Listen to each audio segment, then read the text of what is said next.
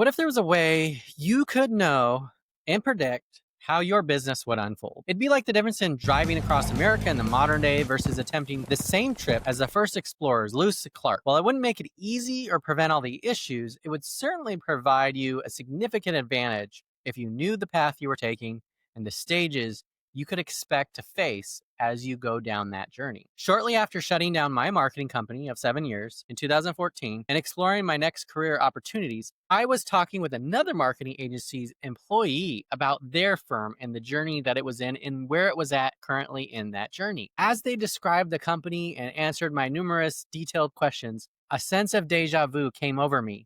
Oh, deja vu.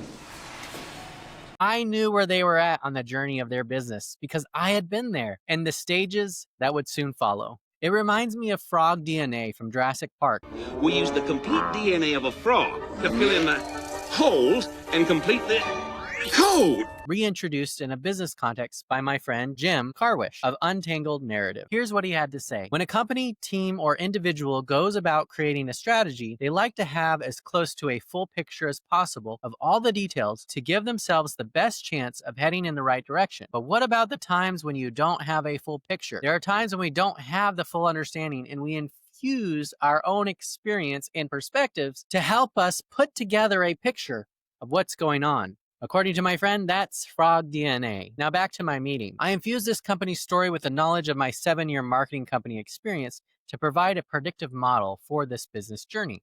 While our company was around for less than a decade, we went through the race rather quickly. And this expedited pace acted as a catalyst for accelerating my personal development. I became a better leader. As I sat there listening to this person describe the season of their business, I could quickly point to the same moments in my own journey and our progression that was just strikingly similar. The mistakes I made on the business journey, the ways I hurt people, and the success I had were all microcosms of really what every leader faces. I quickly came to appreciate the opportunity to play in a small sandbox because I was lucky to fail big in small contexts, unlike those who fail big in highly public environments and contexts. Businesses of all types go through a predictable cycle. Some are larger, slower, and less adaptable, so their journey through the process takes years or decades. Other small companies with learning-oriented leaders are quicker to move through this process. Either way, there is a series of milestones these companies face during their lifetime, and it seems they can be pinpointed and predicted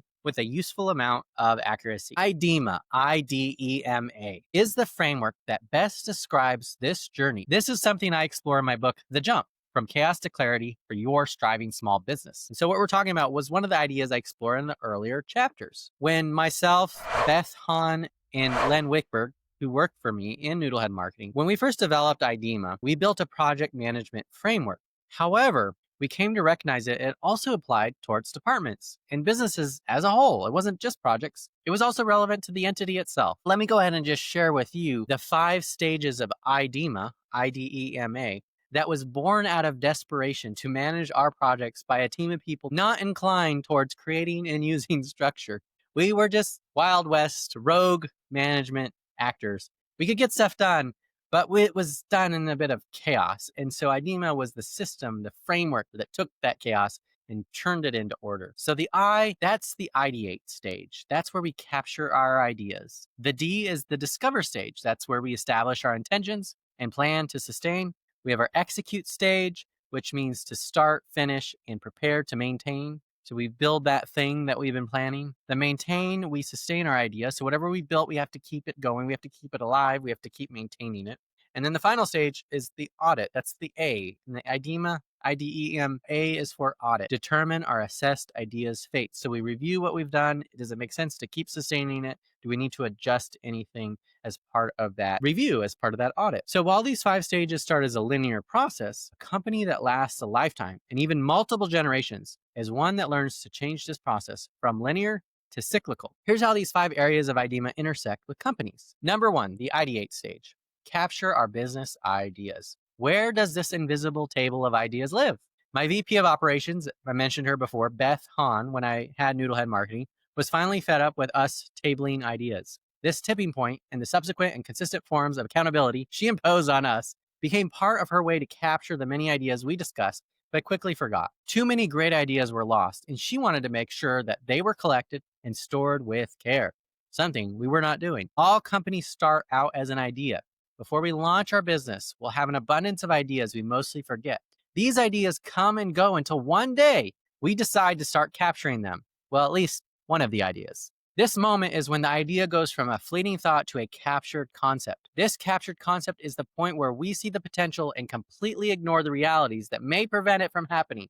It's also the point where we decide to take ownership of the idea and move it forward, at least to the next discovery step. Imagine our business idea as us to a potentially giant oak tree in our yard. It can be planted to become something great, but if we only collect a jar of seeds, nothing will ever come from them. This lack of action is the downside of the ideate stage, an abundance of ideas. The real mission of this stage is to, metaphorically, capture these seeds, or at least the most important ones, for planting. Moreover, when we do, we can explore them and our intentions further. It's this checkpoint that moves us from the first to the second stage, discovery. The discover stage, establish intentions and plan to sustain the business. Now that we have a business idea and made the decision to move it forward in the process, now what? This crossroad moment is the time for research and exploration. What was the origin of the idea? What are the potential payoffs for our customers and us if our idea leads to success? And what resources do we have to incubate and bring this idea to life? These are just a few of the questions we'll explore in the discover stage. For some, the discovery questions lead to a zealous jump into the next stage. For others, they'll end up asking so many questions that they get paralyzed, preparing for the jump they'll never actually make. Critical step in this stage is to take the idea through a deliberate process for determining the viability and feasibility of making this idea work as a business. Some will have the opportunity for high risk, while others will not. The better we plan, the more our intentions and reality will match. However well or poorly designed, we must make the jump from planning to execution. For years, I wanted to launch my company. In retrospect, I was distracted by many other endeavors, some of which I wasn't even seeking out. They were opportunistic, chasing the results, but not a way to live out my intentions. It wasn't until my wife firmly pushed me to start the company that construction on Noodlehead marketing began. The execute stage is number 3 in IDEMA, IDE, execute. Start, finish, and prepare to maintain the company. We've got an idea, we've thought it out, and now we're going to bring it to life. This stage is where we take the red pill from the Matrix and move out of the dream world into the real one. But like a rocket launching into space, this effort requires an abundance of energy to pull off successfully and reach escape velocity. Out of excitement and passion, we start erecting our business by finding clients, hiring people, and accumulating resources to help us. In this stage, we can go too far and end up overcommitting to more than we can realistically manage well. We say yes too often, and no becomes an elusive word. As we attempt to juggle our company's many conflicting intentions and realities, we end up not doing anything well.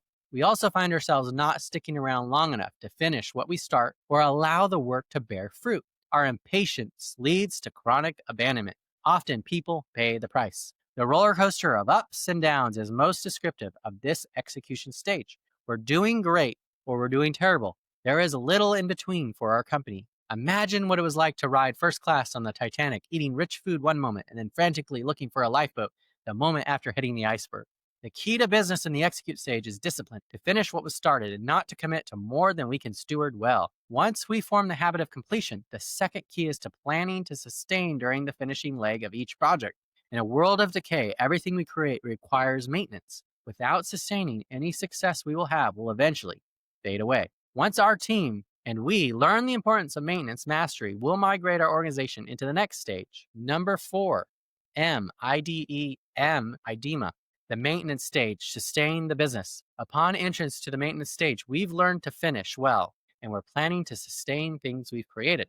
We are pushing the flywheel in perpetual forward motion. It's like the human body's primary system, respiratory, circulatory, nervous, running like clockwork. As this continues, the consistency drives growth and benefit to the individual parts of the system as well as the whole. If you're not sustaining, you're decaying. Like the human body, a business can't coast on the past success, or it, like our body, begins to slowly and unknowingly get unhealthy. Over time, our organization gets bloated. We keep gaining weight without losing pounds. Bloated organizations cannot adjust or move as they need to survive and thrive. Eventually, they get caught in the bog, slow down, and eventually fossilize, just like the dinosaurs. It's like standing in concrete. Once it's dried, it's almost impossible to move forward.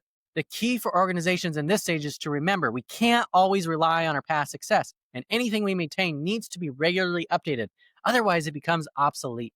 We also must inject a cadence of review and improvement. We need to shed those pounds and prevent ourselves from ever becoming bloated or fossilized in the first place. Once we've embraced maintenance, we can now add the last ingredient of auditing, our fifth and final stage of the IDEMA framework. The audit stage determines our assessed business's fate. Companies that make it to this stage are almost fully capable of operating in the full IDEMA circle if they recognize it. They're reviewing projects, departments, and people to figure out how to make it better. If we can't improve it or justify keeping it as it is, it's time to end it. Keep as is, improve, or quit. These are the questions to ask. There's no sacred cows, and everything must have a current justification. With a culture of auditing, we ensure we're as lean and straightforward as possible, while also remaining practical and relevant. How do we create a real-time feedback loop on all these things and people for optimal performance? That is the goal for companies in this audit stage. Unfortunately, when we first enter this stage, our company is bloated, so it takes time to shed the fat and get back to where it needs to be for effective operations. When we arrive at this stage, high level of performance, we must sustain these review systems to ensure we don't ever go back to building a bloated operation. We stay lean, we stay effective. The danger in this stage is when we find ourselves auditing so much, we don't provide enough time for the challenges to take effect. We're impatient. We expect all the feedback to lead to instant changes, but even sound improvement plans executed well often take an extended time frame to produce positive results, which requires our patience. Now you have an understanding of the 5 stages of IDEMA: ideate, discover, execute, maintain, audit. So what stage is your organization currently? If you've owned and operated a company for an extended time, you'll recognize these stages describe the life cycle of your operation, and the one you're now in or want to arrive at is likely the one that resonates with you most. When we don't understand the cycle, we traverse through it over and over, feeling like we're living in the movie Groundhog Day with Bill Murray. Every day starts over and we experience the same things for what seems like forever. At least that was what it felt like for me.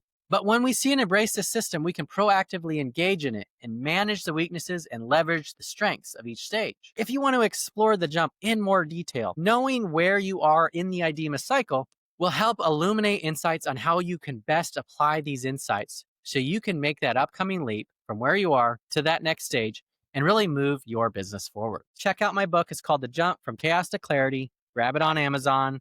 Got the digital Kindle edition or the physical copy, and rebuild your entrepreneurial hopes and dreams. I'm Jason Scott Montoya, and I'll see you on the next video. Are you a small business owner? Have you hit a glass ceiling where year over year, you cannot rise above a certain revenue level? Check out Jason Scott Montoya's book, The Jump, to discover how to level up your leadership and pivot your entrepreneurial passion to the highest level.